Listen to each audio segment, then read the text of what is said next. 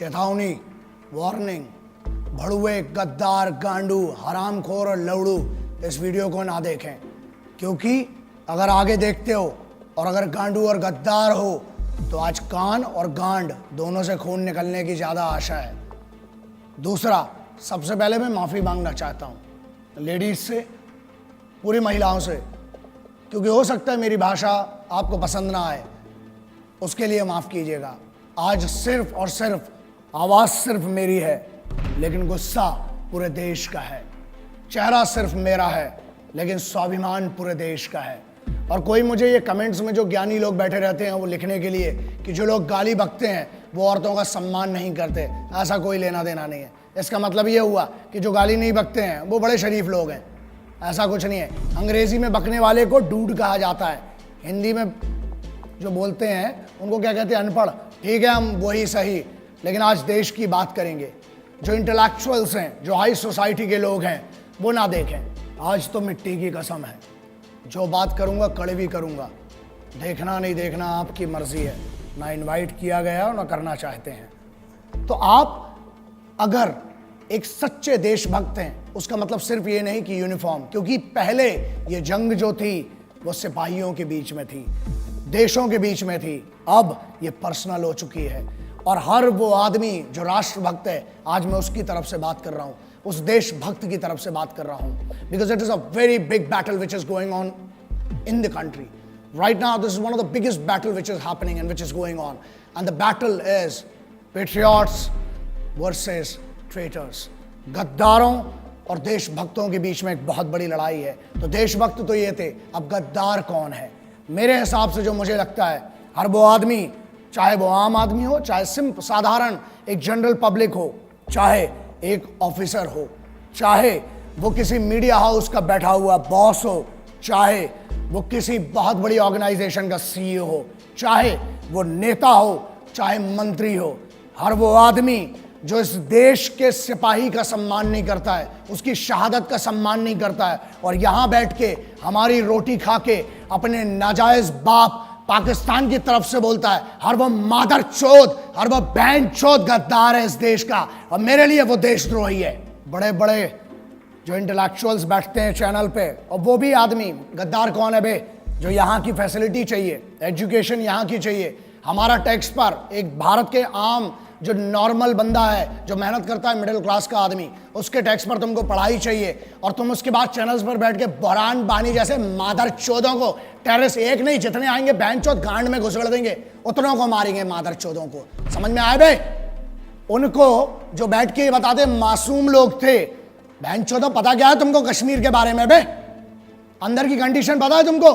जो गुमराह करते हैं इस देश के बच्चों को, उनको स्कूल कॉलेजेस नहीं जाने देते और अपने लौंडों को विदेश में पढ़ाते हैं। मेरे लिए हर वो मादरचोद, हर वो आदमी गद्दार है जो यहाँ बैठकर यहाँ की रोटी खाकर, चाहे कहीं पर भी बैठे, किसी भी लेवल का हो, चाहे अंग्रेजी में बोले चाहे हिंदी में बोले, जो भी पाकिस्तान की इस हरकत का और मेरे उन भाइयों को सोते हुए मारा जिन मादरचोदों ने, उनकी तारीफ करने वाला वो हर आदमी गद्दार मादरचोद, इस देश का राष्ट्रद्रोही है, गद्दार है, बहनचोद। मैं हमेशा कहता हूं, और मैं ऑपरेशंस जो थे मैं उसके बारे में बात नहीं करना चाहता था। कोई भी ऑनगोइंग ऑपरेशन है, ठीक है, वॉर है, if it's a war zone then there is no problem. तुम हमारे मारोगे, हम तुम्हारे मारेंगे, इक्वालिटी है, युद्ध है। लेकिन यहां पहली बार था कि युद्ध के नियम तोड़े गए, इसलिए बात करना पड़ेगी आज। यार सोते में तुमने हमला किया और सामने से मारो ना बे। तुम्हारी भी इज्जत है, तुम भी सिपाही थे, बहुत पहले इसकी इज्जत कर ली। टेररिस्ट की इज्जत नहीं, सिपाही होते हैं एज अ सोल्जर। मैंने पिछले वीडियो में कहा कि मैं इज्जत करता हूं किसी भी देश का सिपाही हो। अबे तुम क्या बात करते हो बे? तुम तो मुर्दे नहीं अपनाते हो। हमने फिर भी इज्जत की, बोला, तुम्हारी तारीफ की, सबकी तारीफ की, लेकिन अब युद्ध के नियम टूट चुके थे। लाखों ईमेल आए हैं, 7 लाख से ऊपर ईमेल हैं। पूरी टीम पागल हो चुकी है जब से हमला हुआ है कि सर अब कुछ बोलना पड़ेगा। और आज बोलना इसलिए जरूरी है क्योंकि जवाब देना पड़ेगा। कुछ बड़ुओं को अब पता नहीं इनको क्या बोलूं, समझ में नहीं आता, क्योंकि एक वीडियो में मुझसे गलती हुई थी, मैंने कुत्ता बोल दिया था एक आदमी को। उस भड़ुए को कुत्ता बोल के ना मुझे गम हुआ, क्योंकि जब मैंने घर जाके अपने वो 2 शेर देखे ना, कुत्ते देखे, जब घर के देखे वो बच्चे, तब लगा कि यार कुत्ते से तो वफादार कोई होता ही नहीं है। इन हरामियों को मैंने कुत्ता बोल के ना, उस कुत्ते की जात पे मैंने मैंने उसकी बेइज्जती कर दी। एक नेता है, एक सांसद है, एक स्पोक्स पर्सन है, उसने एक बात कही। क्या कही वो बहुत जरूरी है, मैं आपके सामने पढ़ के सुनाता हूं। उसने फेसबुक में, ट्विटर में क्या शेयर किया और बेशर्मी से क्या लिखा और क्या कहा, उसका जवाब आज जरूरी है। उरी में मारे गए सारे सैनिक घूस देकर आर्मी में भर्ती हुए थे, अच्छा हुआ साले मारे गए। इस पर इतना हाय तौबा क्यों? भारत माता के लिए बोझ बने हुए थे, आतंकियों ने सही काम किया। इस आदमी ने एक दूसरे इंटरव्यू में, एक और आइटम है, एक और है, उसने क्या कहा? उसने ये कहा कि भारत की तरफ से जो सिपाही मरे उरी में, वो शहादत नहीं है। शहीद कौन हुए? जो पाकिस्तान की तरफ से आए। ऐसा है नेताजी, मादरचोद, हमको भी मौका दो ना तुमको ऐसा ऐसा इस टाइप का शहीद करने का, बहनचोद। एक काम कर, सजेशन देता हूं, बहुत गांड में गूदा है ना, बोल मत बहनचोद। एक काम कर, अब तेरे पास जो सिक्योरिटी है ना पुलिस की, उनको हटा और बाहर जा और एक सिपाही के परिवार से जिसका शहीद हुआ है, उरी की छोड़, कभी भी उसके परिवार से जाके जरा बोल। गांड में घुसड़ देंगे तो पूरी तेरी राजनीति जितनी तेरी चल रही है ना, अबे तेरे को शर्म आना चाहिए। देश का माहौल क्या है बे? आज देश गम में डूबा हुआ है और तुम जैसे भड़ुए मादरचोद, तुम लोग बहनचोद, इसको अपनी मीडिया बाइट के लिए, अपनी पब्लिसिटी के लिए, तुम्हें पता है क्या दुख देते हो बे तुम? अबे पिछले हजारों बार बोल चुका हूं, कुछ नहीं दे सकते हो तो मादरचोद इज्जत तो दो कम से कम शहीदों को। सुनो बे झाटू, मंत्री है जो तुम्हारा है ना, जो तुम्हारा पद है, तेरा प्रोटोकॉल नहीं पता है, तेरा ना मेरे पास पूरी ज्यादा डिटेल नहीं है, लेकिन सुन, बहुत गांड में कूदा है, तेरे को बहुत चर्बी है ना। मेरे इसी में ईमेल आईडी आता है, मेरी चैनल का एड्रेस आता है, बहनचोद भेज, वहां पर अपना एड्रेस भेज और अपना नाम भेज। और तेरे को बहुत गर्मी है ना, अबे फौज ना गांड में नीचे डंडा डालेगी, कान से निकालती बहनचोद। अभी फौज के मर्जी, तुमने फौज के भी मार नहीं देखी है ना, अभी तुमने हमारा सम्मान देखा है बहनचोद। तेरे को बहुत गर्मी है, जो तेरे पास पुलिस का कैडर मिला है ना, तो क्या कहता है कि पुलिस के जो है वो, एक और स्टेटमेंट दिया ना इसी आदमी ने कि सोते रहते हैं, है ना। एक और मादरचोद है दूसरा, वो पुराना वाला भड़ुआ साला जिसको अपन ने पहले भी बात किया था हरामी के बारे में। क्या कहता है कि पुलिस और फौज में वही लोग जाते हैं जो अनपढ़ होते हैं या जिनके घर में कोई 1 रुपए का पढ़ा नहीं होता है, और जो लोग सिर्फ और सिर्फ 10वीं 12वीं बड़ी मुश्किल से पास कर पाते हैं, वो लोग जाते हैं। सुन, अब तेरे को बताता हूं, अबे चूतिए मादरचोद, तेरे को पता भी है फौजी होता कौन है? भारत का राष्ट्रपति भवन, हर राज्य का मुख्यमंत्री भवन, हर राज्य का सांसद, पार्षद, विधायक, हर राज्य का डेमोक्रेटिक जितना भी बड़ा आदमी हो, हर राज्य का संविधान, मतलब सुप्रीम कोर्ट हो चाहे हाई कोर्ट हो, उसकी सुरक्षा में हर चौक पे खड़ा हुआ एक पुलिस का सिपाही, हर बड़े एस्टेब्लिशमेंट के सामने संतरी बन के खड़ा हुआ एक सिपाही। अबे तेरी औकात नहीं बहनचोद कि तू उनके बराबर का बन सके। वो इस देश को चलाते हैं। तू अगर इन मंचों पे जाके इतनी बड़ी बड़ी बात कर पा रहा है ना, भोसड़ी के इसलिए कर पा रहा है क्योंकि वहां सिपाही हर चौगड्डे पर तेरे लिए खड़े और तेरे जैसे मादरचोदों को इतनी परमिशन दे रखी है। यही प्रॉब्लम है। जिस दिन छूट मिलेगी और जिस दिन सही मौका आया, याद रखना गांड में इतना बड़ा सुल्ला जाएगा। बहनचोद, अभी तूने बहुत मोहब्बत देखी और बहुत हुआ सम्मान तुम्हारा मादरचोदों। एक और सेंटेंस बोला इसने बहनचोद ने कि पैसा देके, घूस देके जाते हैं। अबे चूते, तेरे पास दिमाग है लौड़े? बात एक्सट्रीम इनसेंसिबिलिटी की, शुद्ध भाषा में चूतियापा बोलते हैं ना जिसको, वो ये इन जैसे बहुत बड़े बड़े होशियारों जो बड़े बड़े यूनिवर्सिटीज में पढ़ रहे हैं, उनका कहना ये है कि फौज में पैसा देके जाते हैं और सोते हैं और राशन खराब करते हैं, राशन खाते हैं फ्री का, है ना। चलो इसका बड़ा सिंपल सा आप समझो, जितनी आपकी समझदारी है ना, अगर पैसा देके जाना है तो फौज में क्यों जाएगा आदमी? मरने के लिए। फौज में क्यों जाता है? फौज में कंफर्टेबल लाइफ नहीं है, तुम्हारे जैसी नहीं है। और बोलते हैं, हाँ एक और बात बोली कि आलसी है जो फौज में जाते हैं, वो लोग आलसी हैं इसलिए सो रहे हैं। बेटा तू बहनचोद, तू अपनी बात करा बे, तेरे से तो दाढ़ी बनाता नहीं है रोज बहनचोद, तू क्या आलस की बात करता है बे? एक जगह पे 15 साल से डले हुए हैं तुम जैसे भड़ुए, इस देश का राशन खा रहे हो, हमारा टैक्स खा रहे हो, हमारी हर चीज खा रहे हो, उसके बाद बोलते हो बड़ा नेता और यूनियन वाले। बड़ी बात है, तुम जैसे बड़े पदों पे भी जा सकते हैं, लेकिन हमारे लिए पद मैटर नहीं करता बे। इज्जत कमाना अलग बात है, ताकत कमाना अलग बात है। तुम जैसे भड़ुओं की कभी इस देश में इज्जत नहीं होगी। क्यों? क्योंकि इस देश में अगर मंदिर हो, चाहे मस्जिद हो, चाहे गुरुद्वारा हो, चाहे चर्च हो, उसको सुरक्षा कौन देता है? वो है सिपाही। बाहर से जो पाकिस्तान की तरफ से आ रहे हैं वो दुश्मन है, उनसे लड़ना बहुत सरल है। तुम लोग साले जो अंदर गदर मचा के रखिए ना, उसके लिए एकाध न एक दिन बहुत गलत होगा। मैं बहुत कोशिश कर रहा हूं, प्रयास कर रहा हूं कि बचा रहूं, गुस्से में ना आऊं, लेकिन अब लगता है कि अब कुछ ना कुछ, और जिस दिन होगा उस दिन पब्लिकली और बहुत गंदा होगा तुम्हारे साथ। क्यों फौज में जाता है? अबे वो बच्चा जिसको एक गरीब घर से आके पुलिस में या फौज में जाना पड़ता है ना, 3 बजे रात को उठता है वो बच्चा। जब बेंचो तुम लोग पार्टी कर रहे होते हो ना वहां पर अपने कॉलेज में, यूनिवर्सिटीज में और अपने बड़े बड़े भवनों के अंदर, बड़ी बड़ी मैस में जब तुम पार्टी करते हो, बेंचो दो, अबे तुमको पता भी है सिपाही होता क्या है? क्योंकि सुनो, प्रॉब्लम यह है हमारे देश में ना एक नेता का लौंडा आज तक सिपाही बना, ना आज तक ये भोसड़ी के जो यूनियन में बैठे हैं कोई अमीर का लौंडा आज तक सिपाही नहीं बना। कहां गए वो मादरचोद बड़े बड़े अमीर? अबे भोसड़ी के खेल के लिए समय देने वालों को, मैच जीतने वालों को क्या मिलता है? इनाम मिलता है ना? और वहां जो जान अपनी बॉर्डर पे लगाते हैं, -60-50 में वहां लड़ रहा है आदमी, घूस देके गया। चल माना बहनचोद तेरी बात, चल घूस देके गया बहनचोद, तू दे देना मादरचोद, है गाड़ में दम तेरी, तू जा घूस देके बहनचोद उधर पे, एक दिन की नौकरी कर मादरचोद। अबे आर्मी की और कमांडोज की छोड़, स्पेशल फोर्सेस की बहनचोद, एक दिन मैं देता हूं चैलेंज, अबे तेरी पूरी जिंदगी की पेमेंट दूंगा इन बड़वे मादरचोद गद्दारों की।